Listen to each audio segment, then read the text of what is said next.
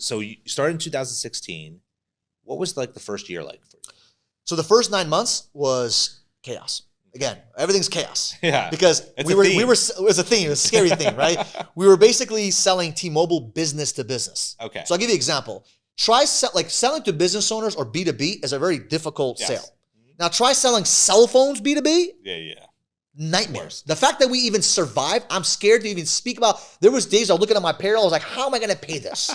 I did not know how I was going to do it. Now, lucky I was a smart man. During my Verizon time, I was able to save up $100,000+ and I had some money to start using for the business. But I was scared. A lot of times I was like, there was one time I had a chargeback of $50,000. Oh, yeah. And I was like, if they charge me back, I'm done. How am I going to do this? I'm out. There's no way I'm going to survive. Somehow, some way we negotiated kind of like not charge us that 50 grand. That kind of saved us. But then 2017 of May, an old friend of mine, not a friend, he was a competitor of mine that always hated me because I was always selling more in his territory, basically. Mm-hmm.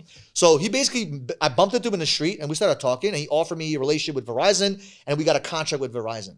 So the T-Mobile 9-10 months that we were doing from August till about April, May, that was a very, very, very scary time for business. Okay. Very scary. We had about 15, 20 people at the time, but I had to keep my team with leadership. Like the only reason why they stuck around was, in my opinion, was because of me. Right. Like there was no other reason why. The money wasn't there. They were getting paid. Like there was weeks they were making $200-300 a week. Right. Like there was just no way. And we figured it out. We went through a crazy chaotic storm. May 2017, we had the right contract with the right product. Boom, it started snapping. From May 2017 till to the summer of 2019, those 2 years, we built a team from like 10, 15 people to about 150+ reps. Wow. And it just exploded like that.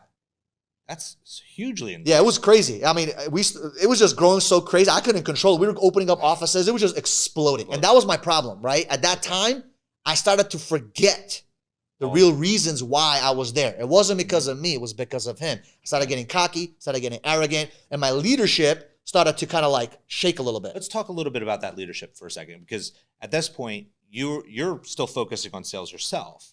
Right? 2018 was when I stopped knocking on doors. Okay, so because the company grew so much. Yeah, I was focused on operations and building the company. Yeah. So talk about a little bit about that process. Like how did you learn how to build your operation system, your back office? Like tell me. Yeah. So I'm a hungry dude. Like I am consuming content all the time. So I'm buying courses. I'm the most arrogant but humble person in my opinion for myself. Like I may know something very well, but in my mind I'm like, no, I don't know it enough. Who's better than me? Who's better? So if someone's better than me by 1%, I'm listening, baby. What do you know that I don't know? Talk to me. Teach me. I ask a lot of questions. How much did it cost? Because you know more than me about that specific subject. Right. Who am I? Once again, I'm a pawn. I'm nobody. I'm just a facilitator here, man. Mm-hmm. But if I learn as much information as I can to apply it, it's much easier for me to win ball games. So how did I grow so fast? I literally ask questions to everybody. I look like a stupid man asking everyone questions, learning from them. And people love to give you information. Absolutely. Especially when you ask. Because you make them feel amazing. Exactly. Like this podcast kind of makes me feel uncomfortable because I'm like, I'm the one talking, right? Because I like to learn from other people's stories. But you have a huge amount of value to offer. I appreciate that. Here. So tell me a little bit about the structure you put in place, like for your team. Like, did you hire all like tell me about that? So the thing is this: back in 2016, this is 16, okay. Yeah, so when we started the company, it was all about just recruiting, and I was out there recruiting. I was out there selling, and I was out there training and building the teams out. Okay. But my mindset was always this: how do I X myself out of that position? That's a smart mindset. Everything I do, how do I X out? Like for example, I don't manage my social media.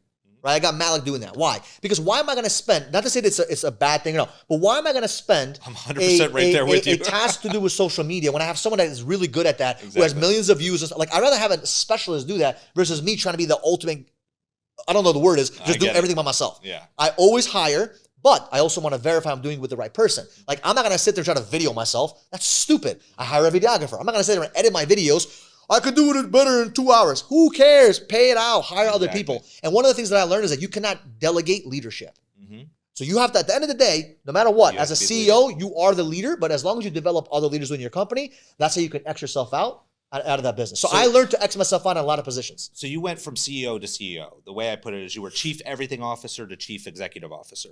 What was that process like? Like, how did you make the decisions? Everything I did, I was always bringing somebody with me. Okay. You'll never see me do anything by myself. I always bring somebody with me. So when I was a salesperson, I was always with my guy, Jason. I was always with him. I was teaching him everything that I knew. So he was learning through you. He was learning. that you can I'm step always away. selling with someone. I'm in a house with someone. I'm selling because I'm not trying to make money. Making money is a low level idea. You're not trying to make money. You're trying wanna to build add value. something. You want to Add build value. something and add value, right? So I need to make sure that I'm duplicating myself. The thing that I learned from my Amway business back then was like, it's all about duplication. If you cannot duplicate yourself, you don't have a business. Yeah, 100%. You have a very rich, profitable business, but it's just you.com. It's not gonna work. You have to be able to duplicate yourself, right? So, like I always say this, if you cannot go on vacation for a month or two, you don't have a business.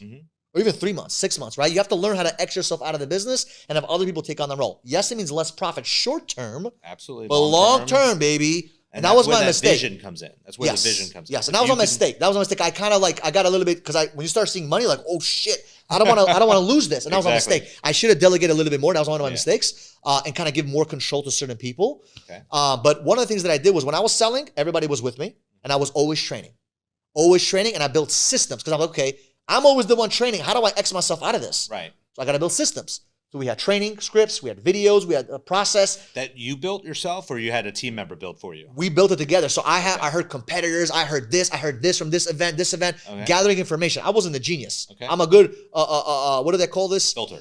I'm a good filter. There you go. It's a good word, right? I just regurgitate information and put it into my business. So I had a guy who was a VP of a huge Salesforce company, Okay. right? And every single week I would sit down with him and he would help me because he used to work he was working with T-Mobile. So I would take him out to lunch. Take notes. Uh-huh. Good idea. He's like, you need a 5-day training process. I'm like, okay, I like that. You need to do this, do that.